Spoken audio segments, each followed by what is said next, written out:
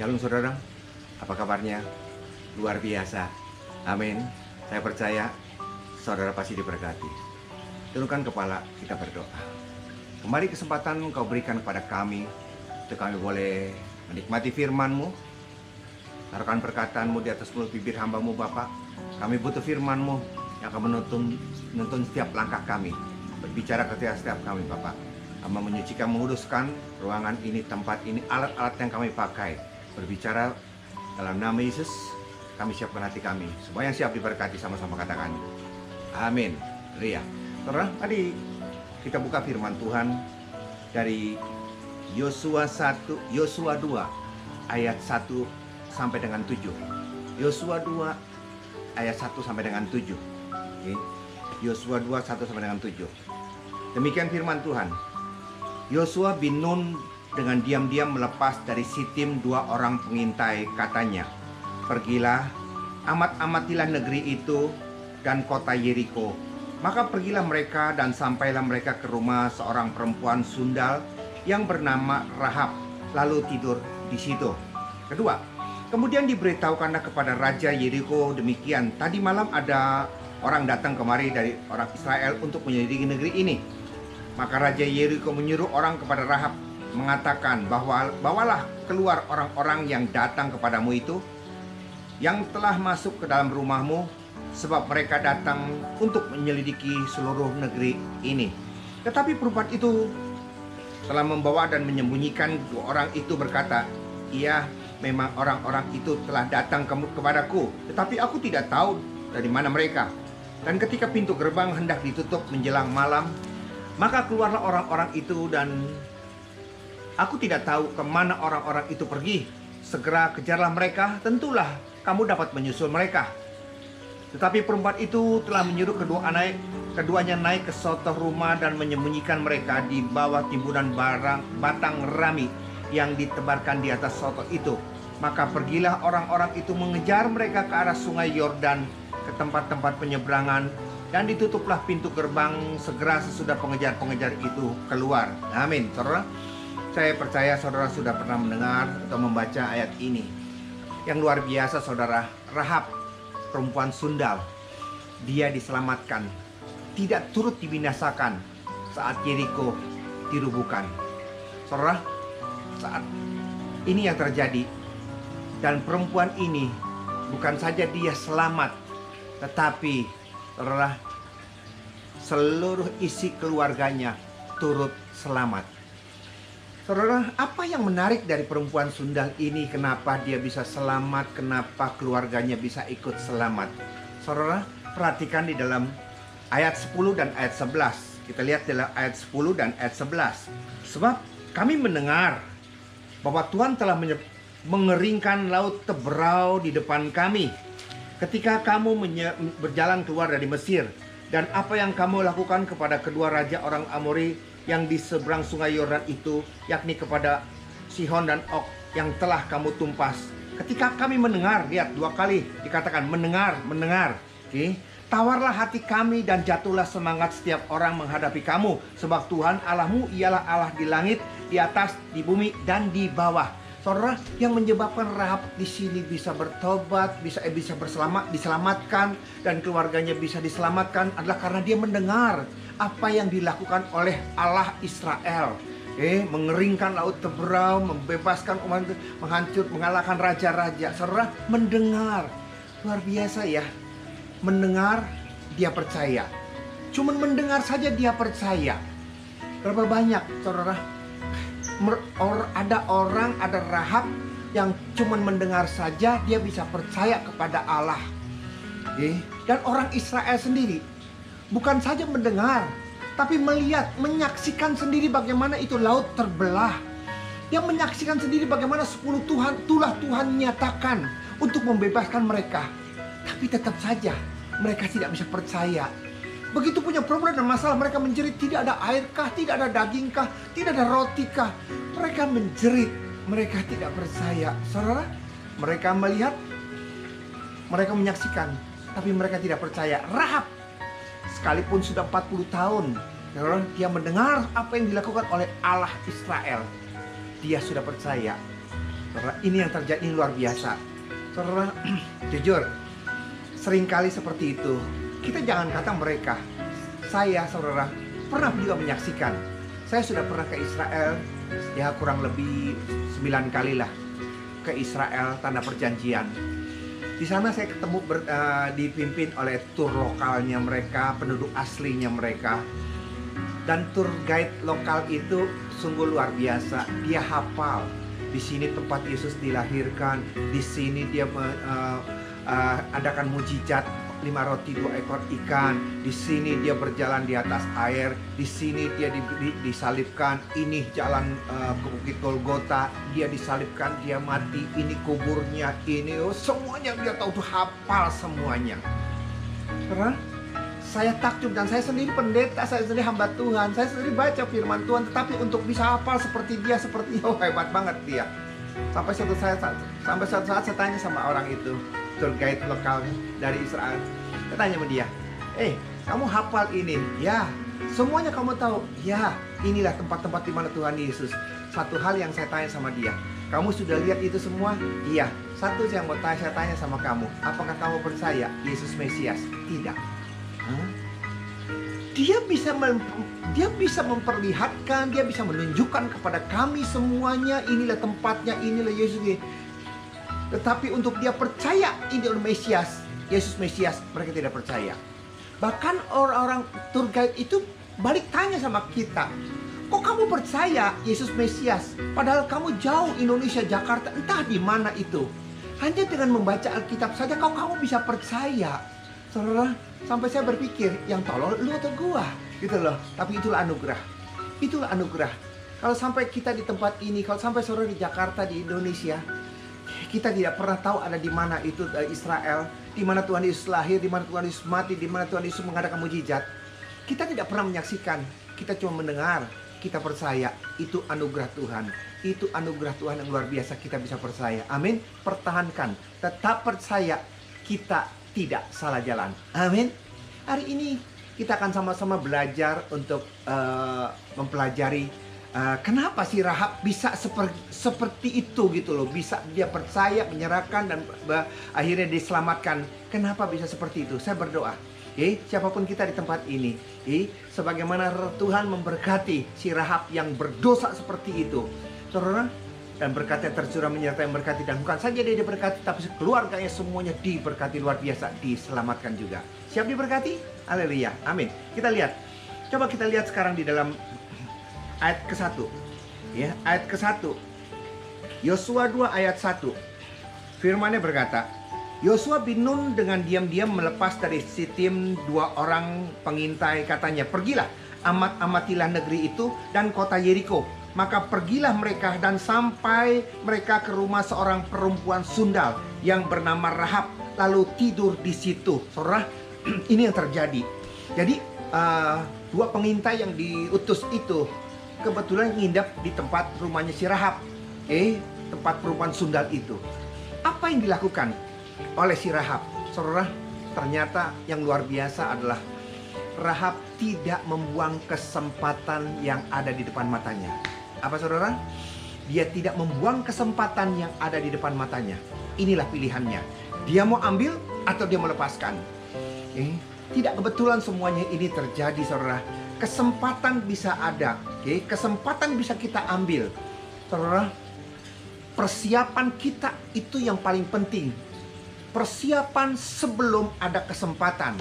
Sehingga begitu ada kesempatan, kita tidak perlu undur-undur waktu, kita langsung jalan, kita langsung bergerak. Kenapa saya berkata seperti itu?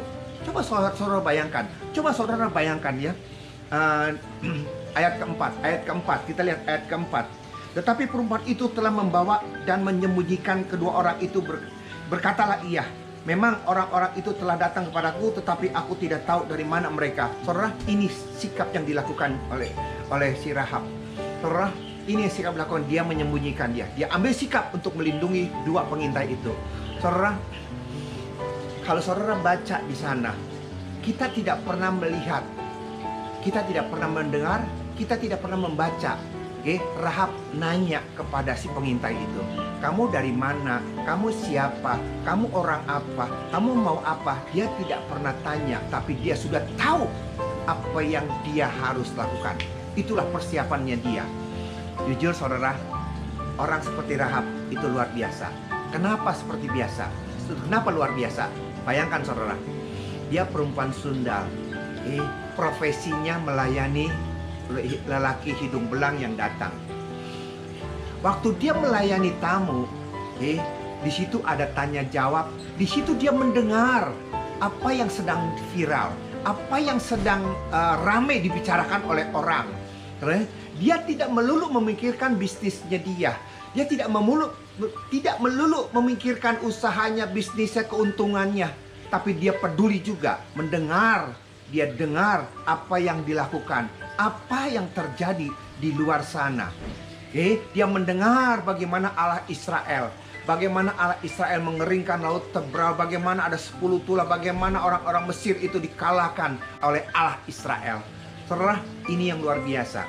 Jadi dengan kata lain, sesibuk-sibuknya si Rahab, dia tahu, dia perlu uang. Tapi yang paling penting buat dia adalah keselamatan. Apa saudara? Keselamatan. Dia perlu uang. Dia sedang cari uang. Dia sibuk sedang mencari uang. Tapi dia tahu uang apa artinya dia melayani tamu, rame, diberkati. Apa artinya itu semua kalau akhirnya dia dibinasakan. Dia mati. Buang waktu. Tidak ada gunanya. Sia-sia. Oleh karena itu, apa yang dilakukan oleh Rahab? Dia sedang bekerja. Dia tidak menutup telinganya untuk mengerti, mengenal, mengetahui. Dan akhirnya mempersiapkan dirinya. Dan dia berkata, ini dia. Kalau aku ada kesempatan untuk aku bisa belok ke sana, aku akan ambil itu. Dan inilah kesempatannya. Begitu ada orang Israel datang, 2 orang pengintai datang, dia ambil kesempatan, dia lindungi orang itu, tapi dengan satu tujuan, untuk dia juga dilindungi, dia dibebaskan. Ini yang luar biasa. Saudara, saya tahu saudara bukan perempuan sundal, saudara bukan laki-laki sundal, tapi saudara, seringkali kita hampir mirip dengan wanita sundal itu. Mungkin kita tidak menjual diri. Kita sibuk dengan pekerjaan kita. Kita sibuk dengan usaha kita. Kita sibuk dengan pekerjaan kita. Tapi kita lupa yang paling penting di sini apa. Jangan sampai kita ketinggalan. Orang-orang seperti Rahab perempuan sundal itu bisa diselamatkan. Kita terlalu asik cari duit, sukses, berhasil, kaya, diberkati. Sampai tidak punya waktu. Sampai kita tidak bisa membedakan antara yang penting dan yang paling penting itu apa. Uang bukan segala-galanya. Apa artinya uang itu kalau kita akhirnya binasa? Itu firman Tuhan. Amin. Dan itu yang terjadi. Saudara, itu yang dilakukan oleh Rahab. Kita lihat lagi contohnya, saudara. Kita lihat lagi contohnya. Saudara, kita lihat contohnya di dalam Markus 10, 46, 49. Markus 10, 46, 49.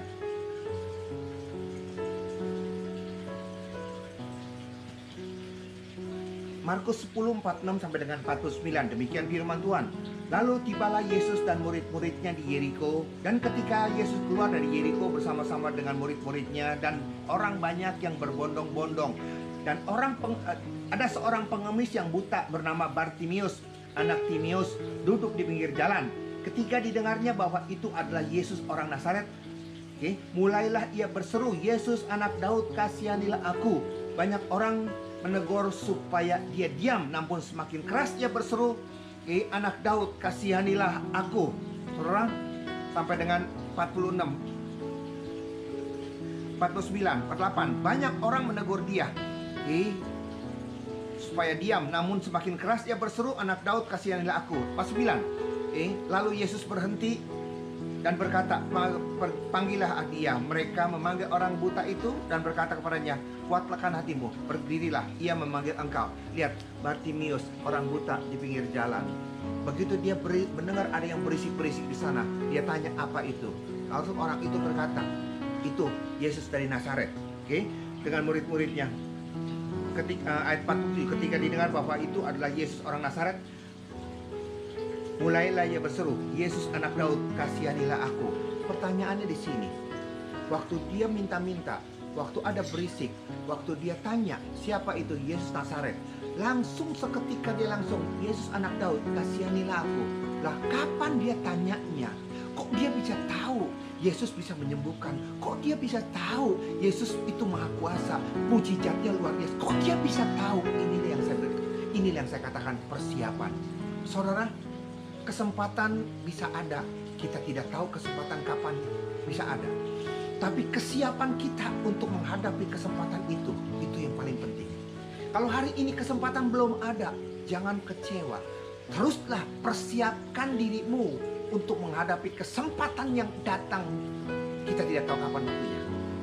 Sama seperti Bartimius, dia sibuk minta-minta di pinggir jalan, tapi telinganya mendengar orang ribut, selalu orang ribut, orang berbicara, orang memperbincangkan.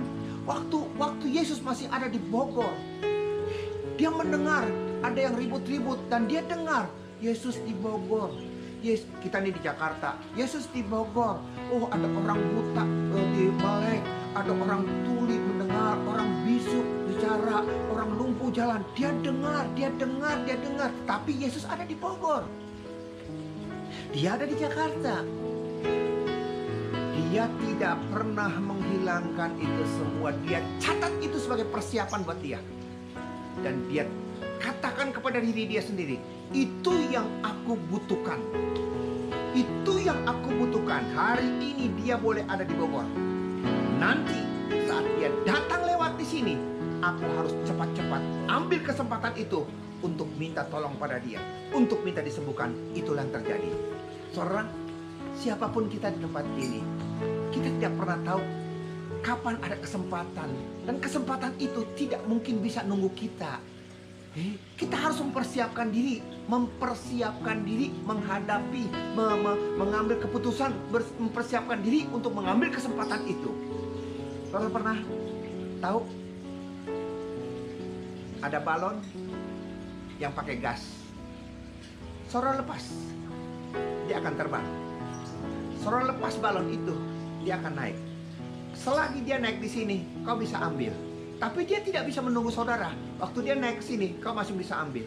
Begitu dia naik sini, kau masih bisa ambil. Begitu dia naik sini, kau masih bisa ambil. Tetapi kalau dia sudah naik ke atas, kau cuma bisa menonton. Kau cuma bisa melihat. Kau tidak bisa menikmatinya. Itulah, kesempatan tidak bisa menunggu kita. Kesiapan kita untuk mengambil kesempatan, itu yang dibutuhkan. Saudara, siapapun kita di tempat ini, apapun masalahmu, kalau kau masih belum menikmati berkat daripada Allah, siapkan dirimu. Jangan pernah kecewa. Saya ingat ada satu kesaksian. Saudara, dia pemain basket, tapi dia masih kuliah, dia masih sekolah SMA, dan dia mau masuk dalam satu tim basket. Saudara, setiap hari sebelum dia pergi ke sekolah, dia latihan shoot bola. Setiap hari 500 kali. Dia belum bertanding, dia belum masuk klub mana-mana, dia belum terkenal, tapi setiap hari dia mempersiapkan diri. 500 shoot, 500 kali sebelum dia pergi ke sekolah. Siapa dia? Larry Bird. Jadi pemain yang terkenal luar biasa. Karena apa? Karena dia mempersiapkan diri yang luar biasa. Amin. Kalau ada kesempatan, dia tidak tunggu waktu, dia langsung lari start di sana. Saudara, saya juga teringat waktu saya sebelum khotbah, saya mempersiapkan diri.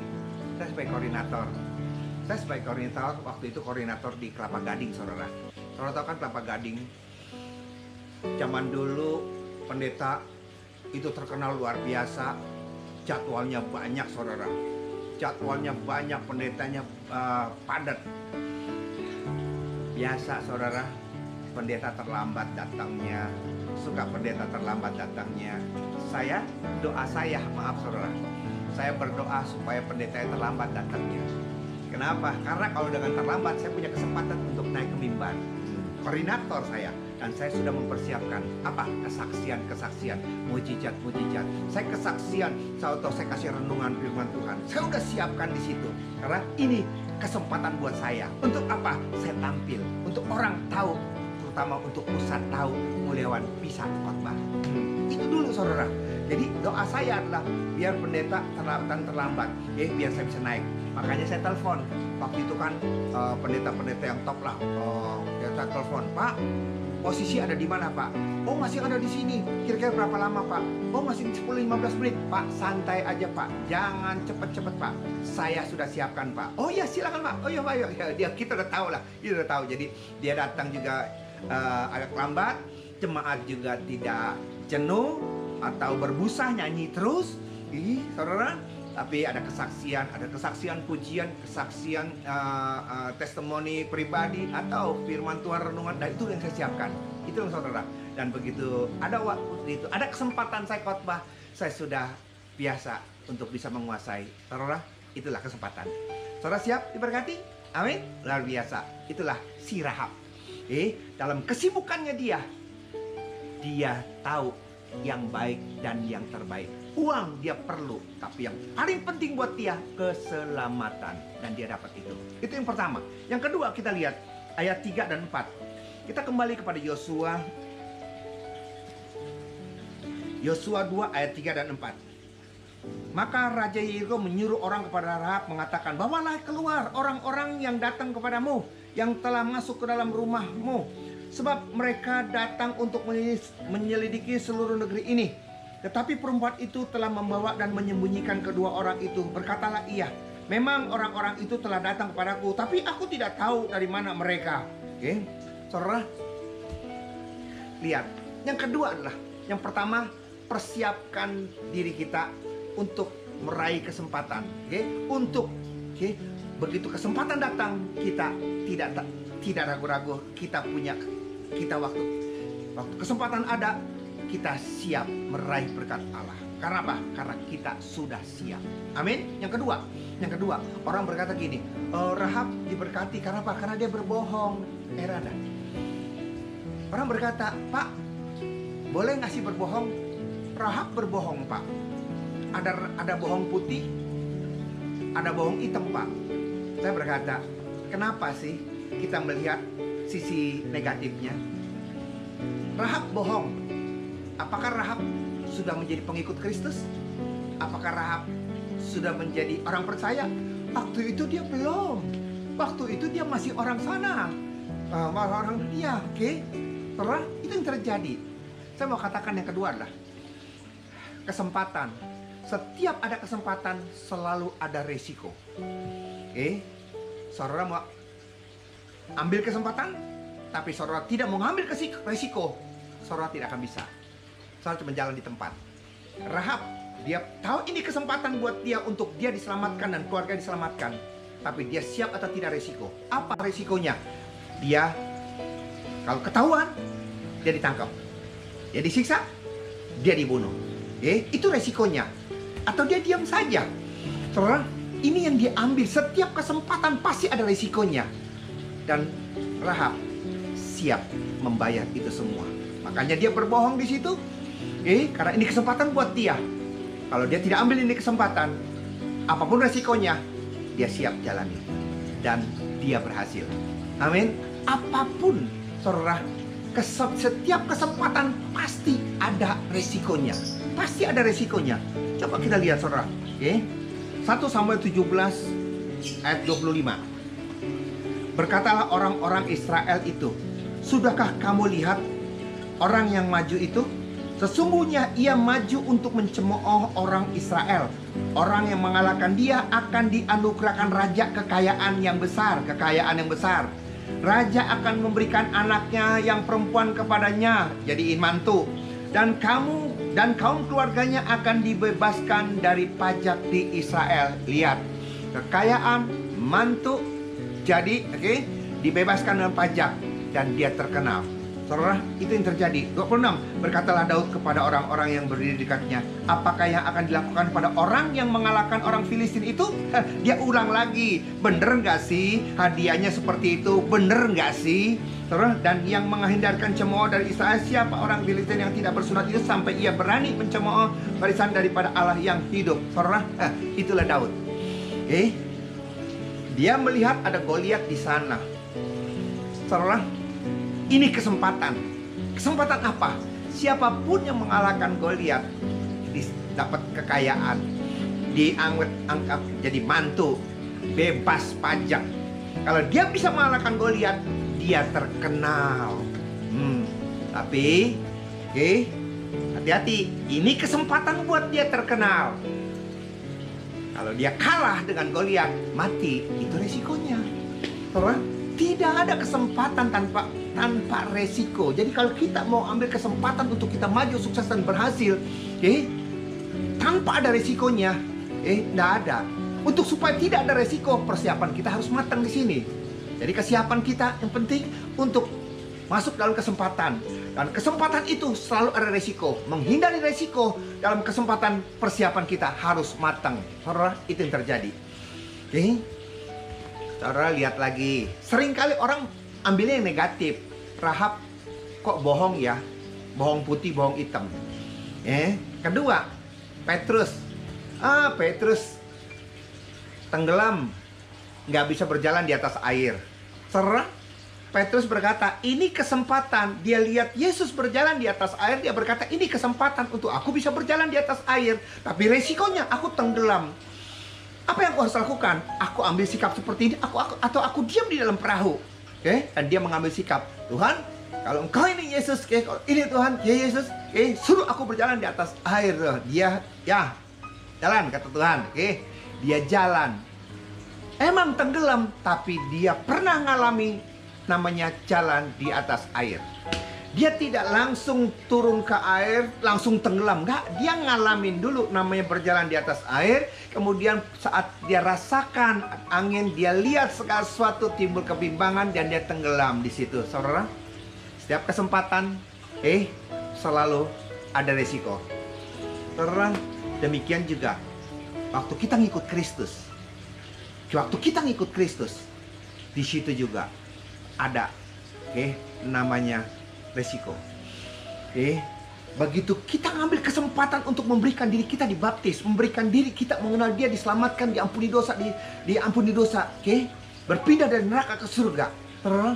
Ada resikonya. Apa resikonya? Firman-Nya berkata. Coba kita lihat firman-Nya. Matius 10 34-36. Jangan kamu menyangka bahwa aku datang membawa damai di atas bumi. Aku datang bukan untuk membawa damai, melainkan pedang.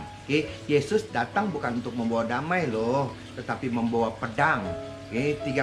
Sebab aku datang untuk memisahkan orang dari ayahnya, anak perempuan dari ibunya, menantu perempuan dari ibu mertuanya. Dan musuh orang ialah orang-orang seisi rumahnya. Itu yang terjadi.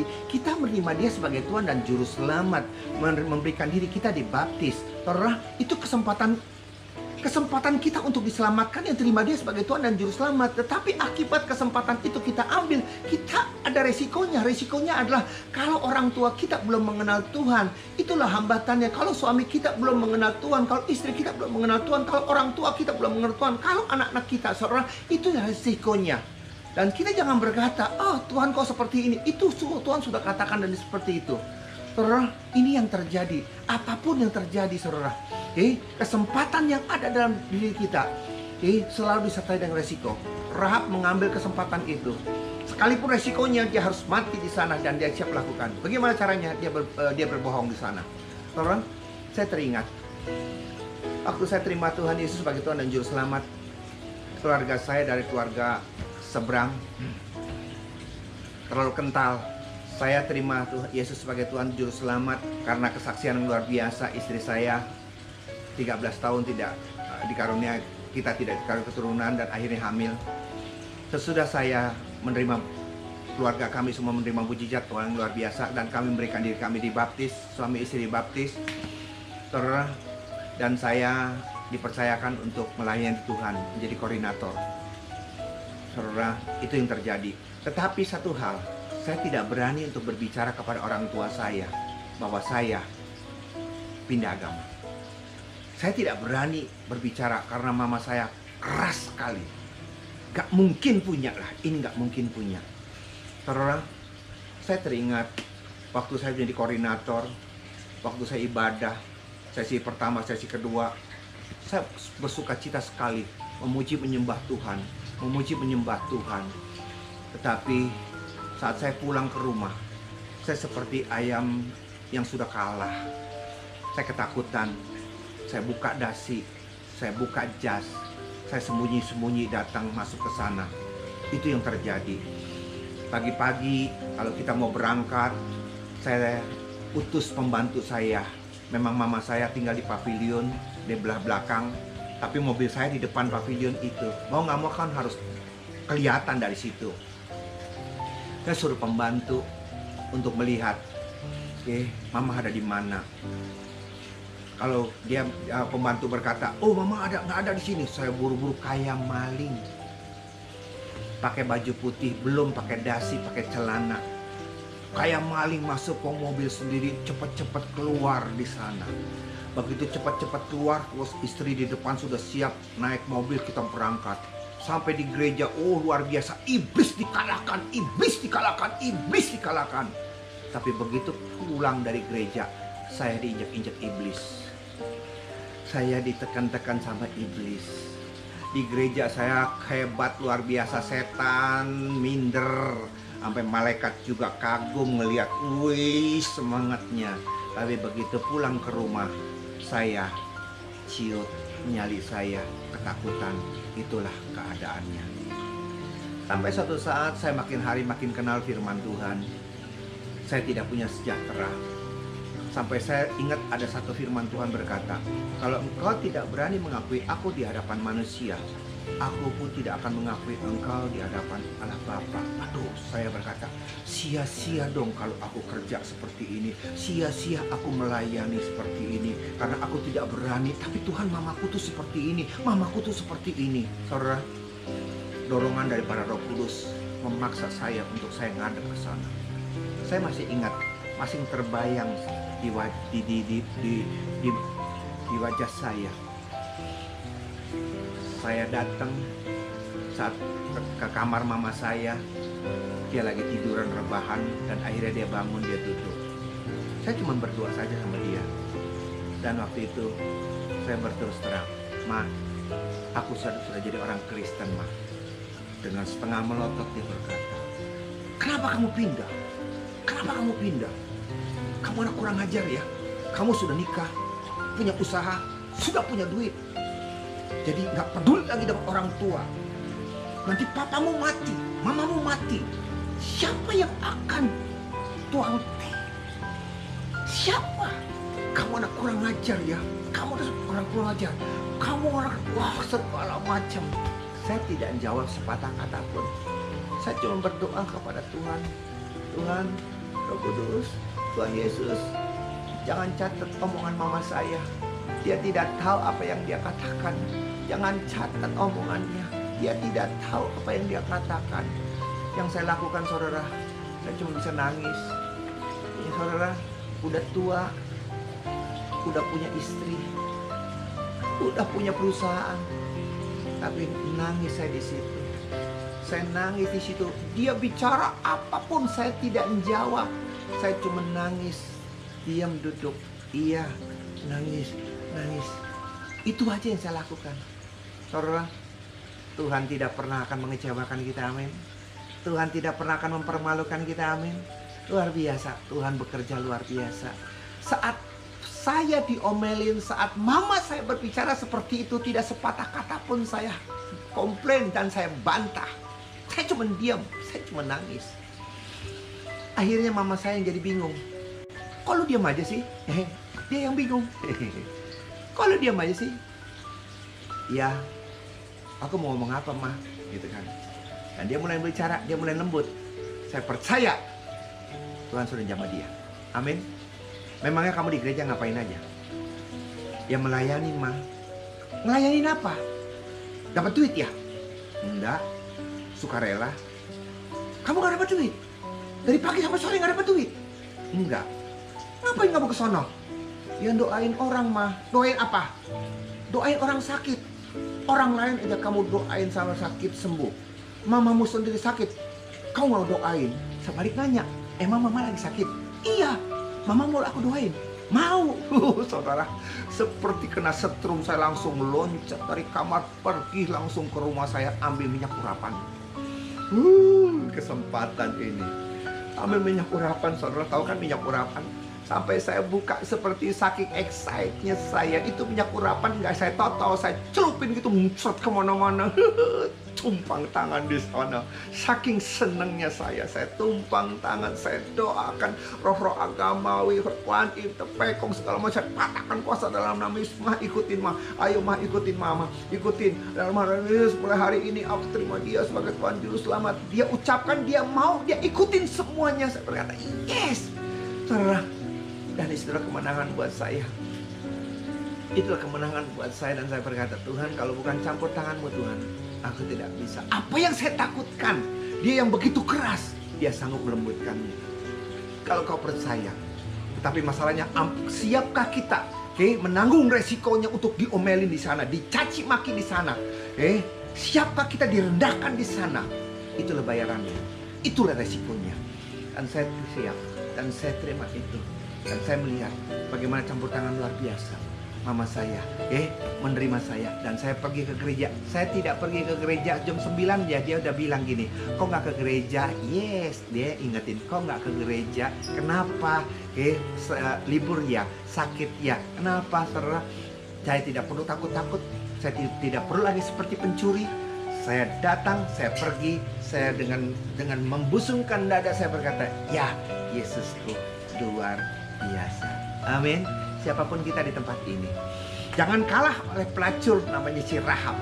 Dia boleh sibuk dengan pekerjaannya, tapi dia tahu bisa membedakan antara yang penting dan yang terpenting. Uang penting buat dia, tapi yang terpenting adalah keselamatan buat dia dan keluarga besarnya.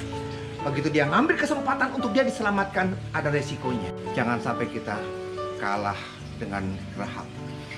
Dia boleh perempuan sundal, dia sibuk dengan pekerjaannya, tapi dia tahu bisa membedakan antara yang baik dan yang terbaik.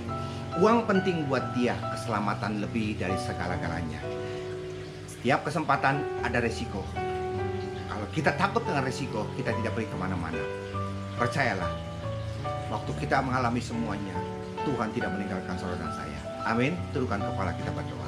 Hamba-Mu sudah selesai berbicara, biar Roh Kudus terus berbicara kepada setiap kami. Berkati jemaat-Mu dimanapun mereka berada, Tuhan. Mempersiapkan diri untuk meraih kesempatan Bapak. Mempersiapkan diri supaya saat kesempatan ada, mereka siap untuk menghadapinya dan mengambil semuanya dan meraih berkat Allah yang luar biasa. Apapun resikonya, bersama dengan Engkau, kami percaya Tuhan tidak pernah meninggalkan kami. Berkati negara kami, Indonesia. Berkati Presiden, Wakil Presiden, Gubernur, dokter, semua jajaran suster, semua yang terendah Tuhan, biar berkat-Mu melimpah. Pemulihan terjadi. Kami tolak resesi ekonomi. Kami percaya Indonesia dipulihkan. Ekonomi, resesi ekonomi dipatahkan di dalam nama Yesus. Karena Tuhan menyertai mengasihi Indonesia, Jakarta khususnya. Di dalam nama Yesus, ucap syukur berkat-Mu. Haleluya. Amin. Demikian firman Tuhan, saudara. Sampai jumpa dalam sesi yang akan datang. Tuhan Yesus berkati. Shalom.